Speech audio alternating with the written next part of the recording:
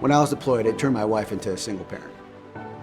Being away so much, kind of all fell onto my wife's shoulders. Being able to just rely on the people here to take care of her vehicle.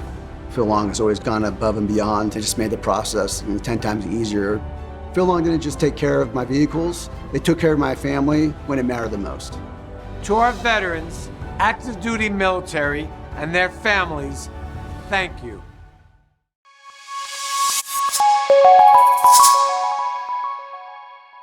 Hey there, crew. Thanks for watching Peaks to Plains Weather. I'm Chief Meteorologist Matt Meister on a chilly Saturday, although the temperature in the stadium was a lot hotter than that 35 with all of that action.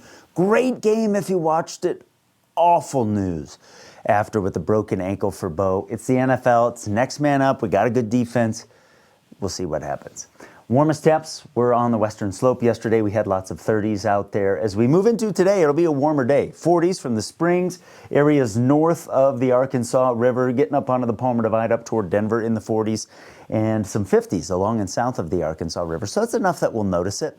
Today we'll get a little bit warmer for some of our mountain areas as well. Few breezes here and there, particularly across the far northeastern plains north of the river, and then some of the eastern slopes, which is pretty typical on an almost day-by-day basis. I think the west side of Park County around Fairplay might be one of the breezier spots out there today. But as we head into tonight, the wind stays pretty light even as a front kind of sags into the area. What's of more note to it is what the jet over the top of that does. So I'm going to show you that here with SkyCast, because kind of like what we saw on Saturday morning, I do think as the jet sort of sags in and a little wave of energy kind of zips through the flow, as that interacts with the terrain here, we're going to see some northwest to southeast oriented bands of snow develop. We'll catch a little bit up across the ski resorts. What might be a little bit of a bigger impact if you're going to be out and about early on Monday or late Sunday night is these bands of snow that might only be about 2 to 5 miles wide, but underneath them some reduced visibility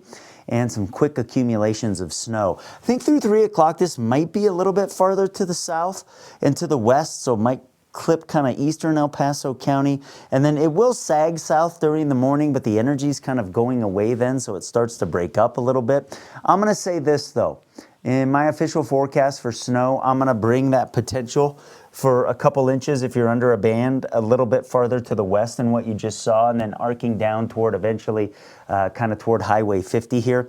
So, not a ton of snow. It'll be a real light, airy snow. You can just get the broom out and get rid of it on the sidewalk, but on the high end of things, couple spots, maybe around 2 inches, maybe a little bit more. Temps tomorrow behind the front, we start chilly, mainly in the teens. Mountain areas end up in the single digits for Alamosa and Gunnison. And as we move through the day tomorrow, we get rid of the 40s and 50s. We pull the temps back.